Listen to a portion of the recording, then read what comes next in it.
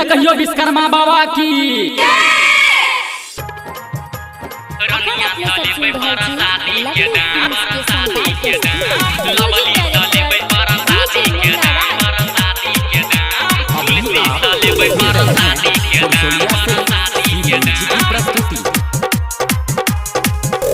बाबा विश्वकर्मा के करबै विसर्जन, भक्ति में लीन चल रहबै रे हरदम। बाबा विश्वकर्मा के करबै विसर्जन, भक्ति में लीन चल रहबै रे हरदम।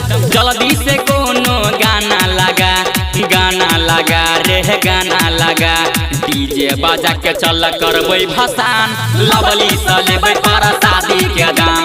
डीजे बाजा के चल करबै भसान, रनिया से लेबै प्रसादी के दाम।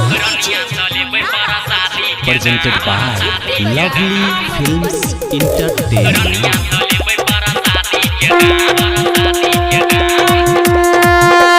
चल तूने कोनो बहाना रे छौरा, सब लुटा दे खजाना रे छौरा।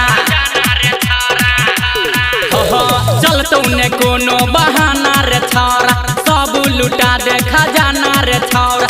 जे ने अपन कमर हिलैबे, साचे में सब बड़ी पचतैबे। जे ने अपन कमर हिलैबे, साचे में सब बड़ी पचतैबे।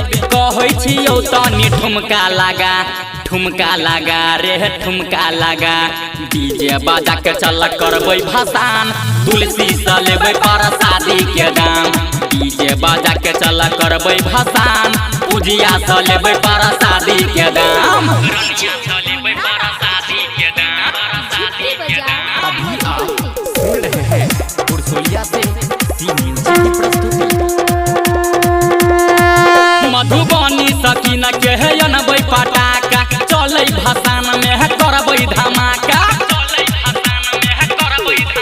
दरभंगा सकीन के है अनबै पटाका, चलै भसान में है करबै धमाका। राइटर शिवम अंकित बिहारी, नाचत जाइ छै गाड़ी। कैटोला के छौरा अंकित बिहारी, नाचत जाइ छै गाड़ी।